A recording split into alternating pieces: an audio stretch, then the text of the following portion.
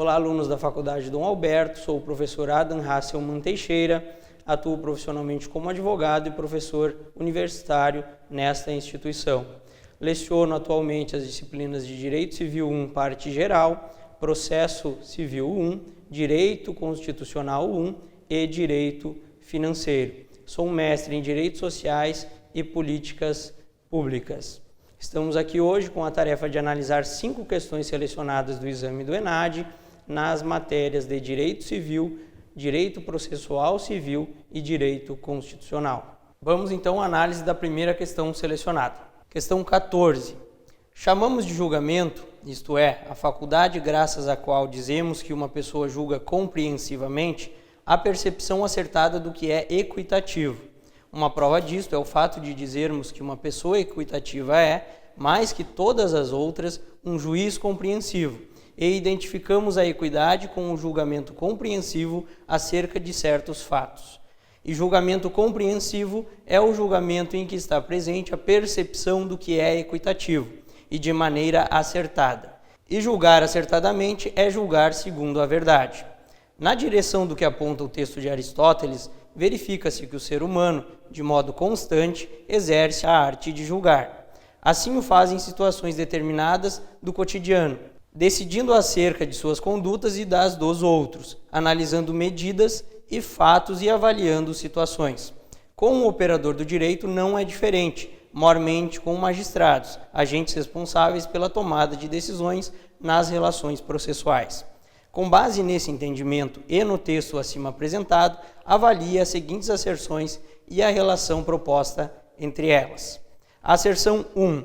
A relação processual pressupõe o julgamento, o qual representa para o magistrado um agir com deliberações, uma vez que, ao decidir, esse operador jurídico se baseia na antecedente análise dos fatos e, de modo reflexivo, atinge o seu convencimento diante das provas apresentadas pelas partes no âmbito do processo.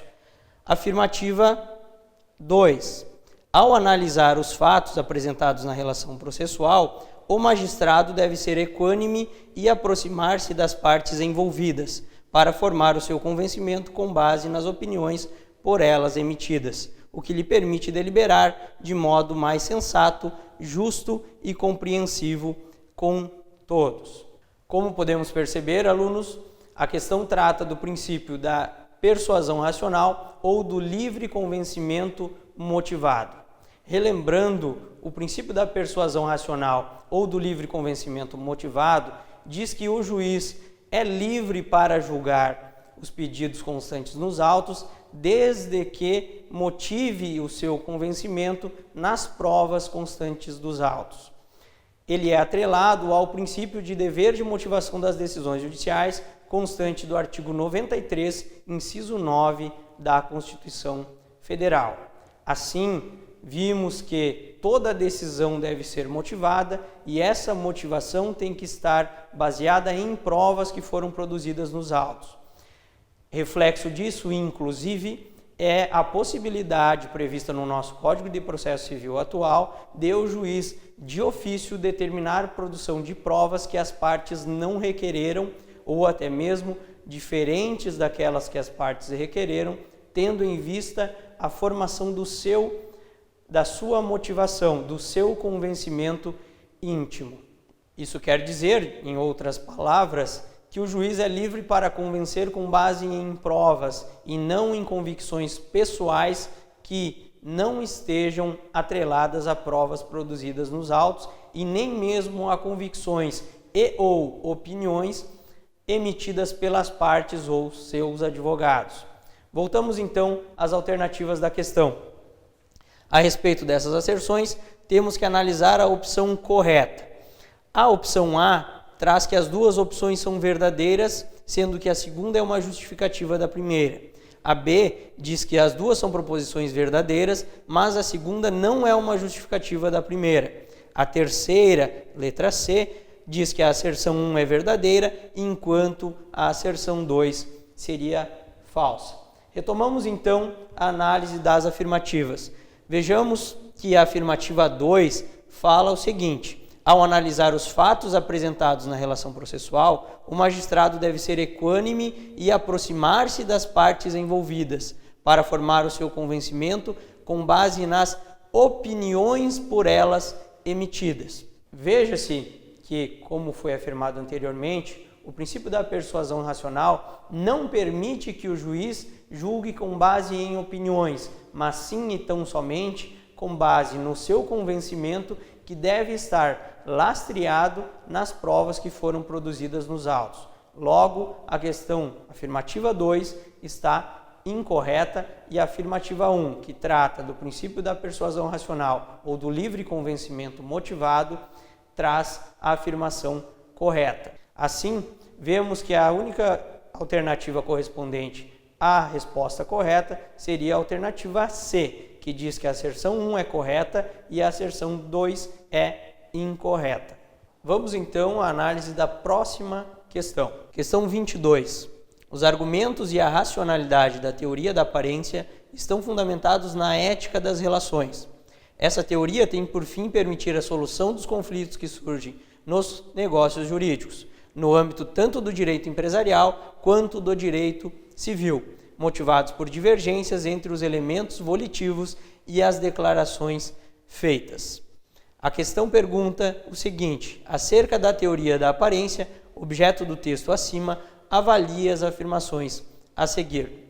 Nessa questão, caros alunos, temos que ter conhecimento sobre a teoria da aparência, que nada mais é que uma teoria que faz com que eventual erro acessório, acidental ou secundário realizado durante a concretização do negócio jurídico seja desconsiderado para fins de julgar que o negócio jurídico é perfeito para produzir os efeitos aos quais ele se destinava desde o início. Vamos às alternativas. Afirmativa 1.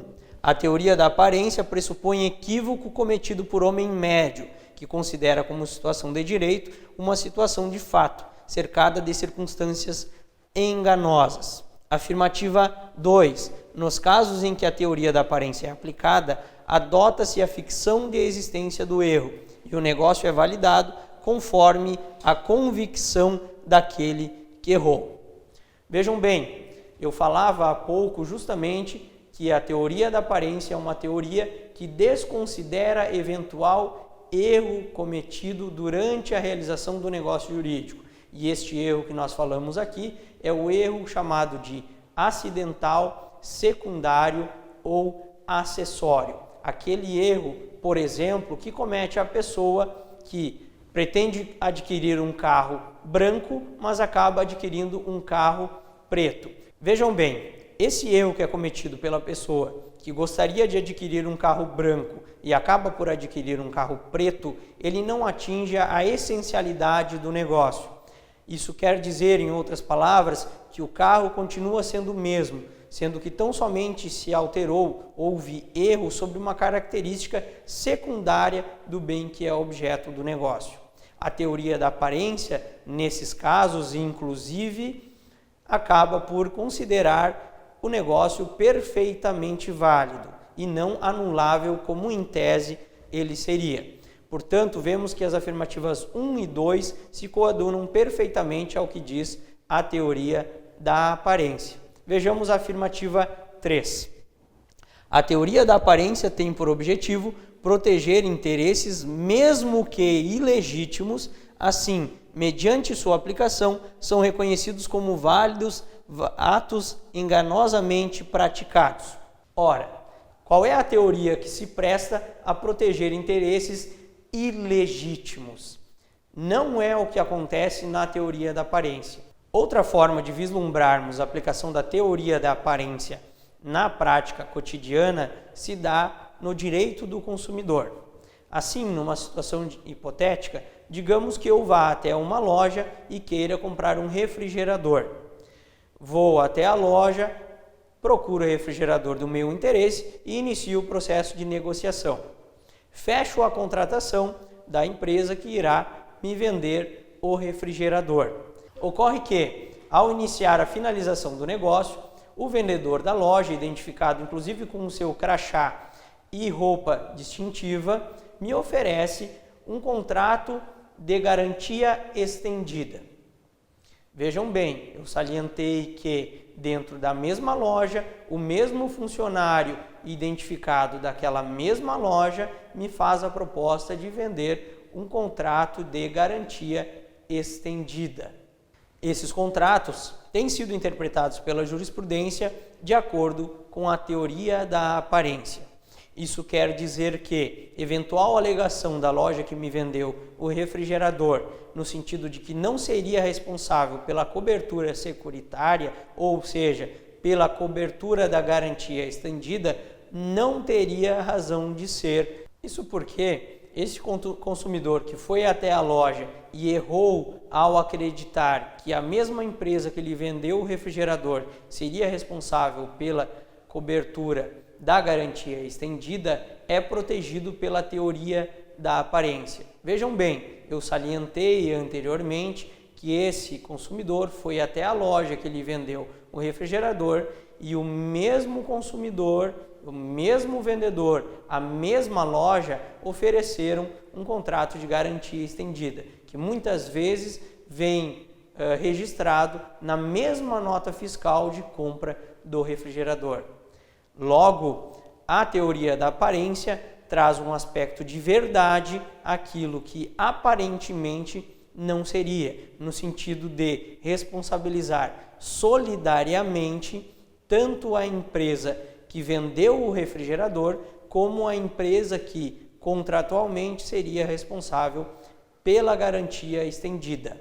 Com base no exposto, então, é possível verificar a correção das afirmativas 1 e 2, pois apresentam efetivamente as características e até mesmo as consequências da teoria da aparência, e a afirmativa 3, por outro lado, por referir que interesses mesmo ilegítimos estariam protegidos pela teoria da aparência, é uma afirmativa incorreta. O gabarito que nós temos, então, é letra C. 1 e 2 apenas estão corretas.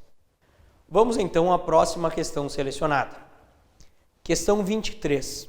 Maria, servidora pública federal, mãe de 2 filhos, ingressa com ação ordinária na Justiça Federal para declaração de inexigibilidade do imposto de renda sobre os valores recebidos pela autora a título de auxílio pré-escola. Abstenção da retenção do imposto de renda sobre os mesmos valores, consequente restituição dos valores já descontados e retidos em seus vencimentos.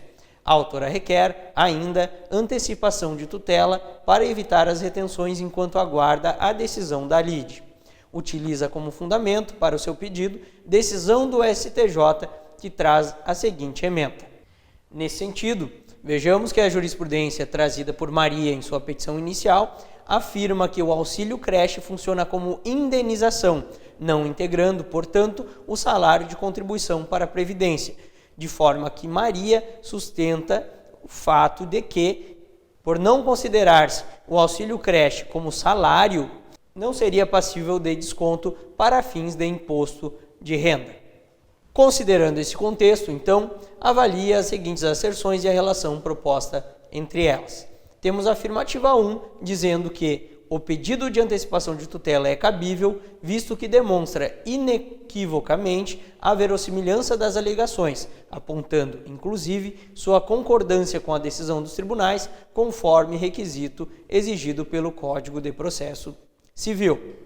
Vejamos que a afirmativa 1 trata dos requisitos necessários para que um juiz possa conceder o pedido de antecipação de tutela solicitado por Maria. Qual seria este requisito que consta na afirmativa 1? Seria, neste caso, o requisito da verossimilhança das alegações versadas por Maria em sua petição inicial, conforme artigo 273 do nosso Código de Processo Civil. Mas, o que vem a ser verossimilhança? Verossimilhança, há que se dizer, é o caráter de verdade que possui o pedido de Maria. Este pedido, como consta no enunciado da questão, vem corroborado pelo entendimento jurisprudencial e documentação comprovando o recebimento de auxílio creche e também o desconto de imposto de renda sobre o valor recebido por Maria a título de auxílio creche. Vejamos então a afirmativa 2. Nos termos previstos pela legislação vigente, em especial pelo Código de Processo Civil, deve a parte requerente demonstrar, para a obtenção da tutela antecipada, fundado receio de dano irreparável ou de difícil reparação. Veja-se que, além de o processo civil exigir a demonstração de prova inequívoca e verossimilhança, exige também a demonstração de fundado receio de dano de difícil ou incerta reparação. Saliente-se por oportuno que o Código de Processo Civil não requer cognição exauriente para o deferimento de pedido de tutela antecipada. Em verdade, falar que há deferimento ou indeferimento de tutela antecipada não é tecnicamente correto. O correto seria falarmos de antecipação ou não, tão somente dos efeitos da tutela. Isso quer dizer, exemplificando, que uma ação não pode pedir, em sede de antecipação de tutela, a anulação de um contrato, mas sim e apenas de uma ou algumas de suas cláusulas, ou melhor, da suspensão da eficácia, da suspensão dos efeitos de uma ou de algumas cláusulas vigentes naquele contrato. Para isso, como já se afirmou anteriormente, é necessário a prova da verossimilhança das alegações e a existência de prova inequívoca, que é justamente aquela que possibilitará ao magistrado que está analisando os pedidos constantes da petição inicial aferir, em sede de cognição sumária, se há verossimilhança e fundado receio de dano de difícil ou incerta reparação nos pedidos versados na petição inicial. Note-se, assim, que ambas afirmativas encontram respaldo nas disposições do artigo 273 do Código de Processo Civil. Todavia, a questão requer ainda do aluno, de você examinando, a análise sobre a relação de justificação entre uma afirmativa e outra. Assim, voltamos às opções que a questão nos dá. A opção A refere que ambas as asserções são verdadeiras, sendo que a segunda é uma justificativa da primeira.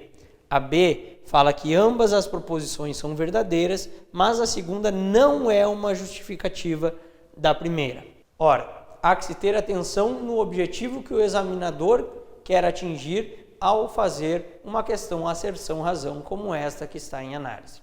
O que, na verdade, o examinador quer retirar de você, aluno, é a capacidade de entendimento sobre a relação de justificação de uma alternativa com a outra. Como já analisamos aqui, não se vê relação de justificação entre as duas afirmativas, mas sim uma relação tão somente de complementação entre estas. Haja vista que a primeira afirmativa fala de alguns requisitos e a afirmativa 2 fala de outros requisitos que são necessários para o deferimento do pedido de antecipação dos efeitos da tutela versados por Maria em sua petição inicial. Logo, verificamos que o gabarito da questão é letra B, sendo que as duas afirmativas são verdadeiras, mas a segunda não justifica a primeira, mas tão somente a complementa. Passamos então à análise da questão seguinte. Questão 31. Considere que Tito e Lívio devam determinada quantia a Silvio e Felipe e que, vencida a dívida, Silvio, isoladamente, tenha acionado Tito para a cobrança. Nessa situação, Silvio teria direito a cobrar. Ora, a questão em apreço trata das obrigações divisíveis. Mas, como sabermos se uma obrigação é divisível ou não? A obrigação vai ser divisível quando o seu objeto for divisível. A obrigação não será divisível, logo, será indivisível quando o seu objeto for indivisível. É indivisível o objeto quando ele não puder ser dividido sem alteração na sua substância, uso ou sem a redução substancial do seu valor. Vejamos que a questão 31 nos questiona da seguinte forma. A questão A diz que 100% da dívida poderá ser cobrada por Silvio, haja vista que a obrigação é indivisível. Volto a referir, estimados alunos, temos que verificar, nesse caso, se a obrigação traz um objeto divisível. Ora, a questão em apreço traz como objeto de cumprimento da obrigação dinheiro. Dinheiro, por excelência, é o melhor exemplo que nós temos de bem divisível. Haja vista que o dinheiro pode ser dividido ou fracionado sem alteração da sua substância, do seu uso e até mesmo do seu valor. Logo, é possível concluir que a alternativa A não está correta. Ora, isso quer dizer que, se Tito e Lívio devem uma obrigação, devem uma quantia em dinheiro a Silvio e Felipe, e esta obrigação é divisível, Silvio tem direito a cobrar apenas de Tito o valor de 25% da obrigação assumida por Tito e Lívio. Assim, é possível concluir que o gabarito da questão é a alternativa B. Todavia, gostaria de analisar com os senhores a alternativa C, que refere que 50% da dívida poderia ser cobrada por Silvio, dada a presunção de solidariedade passiva entre os devedores. É importante, mais uma vez, referir sobre o tema da solidariedade, que esta não se presume. A solidariedade, assim, deve decorrer sempre de contrato ou da lei. Questão 34. Mandado de segurança. Questões fáticas de alta indagação. Há que se distinguir a complexidade dos fatos e do tema de direito daquelas situações que não prescindem de abertura de fase de instrução. Se o caso está compreendido no campo da referida dificuldade, nem por isso o mandado de segurança exurge como via imprópria, impondo-se o julgamento de mérito. Somente se defrontando o órgão julgador com quadro a exigir elucidação de fatos, cabe dizer da impertinência da medida, sinalizando no sentido do ingresso em juízo mediante ação ordinária.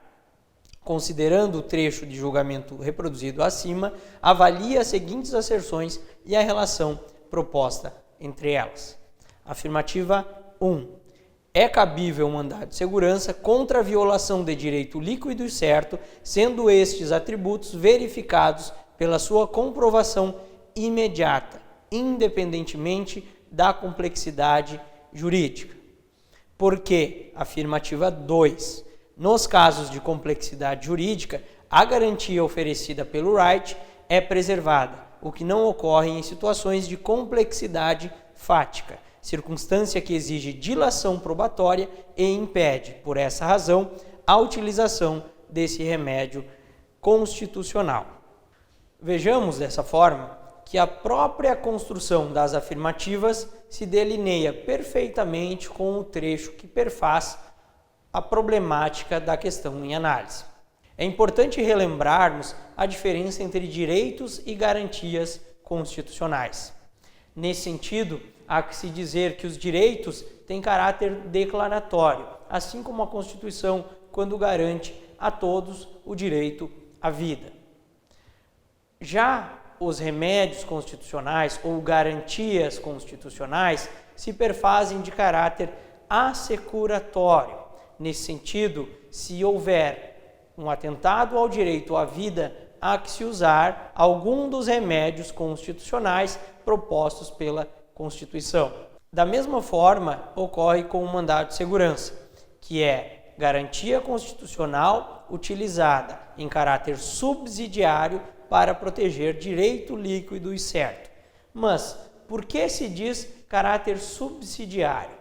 Porque o mandado de segurança só pode ser aplicado quando não for cabível os remédios constitucionais do habeas data, que serve para proteger ou acessar informações, e do habeas corpus, que protege o direito à locomoção, ou seja, o direito de ir, vir e permanecer.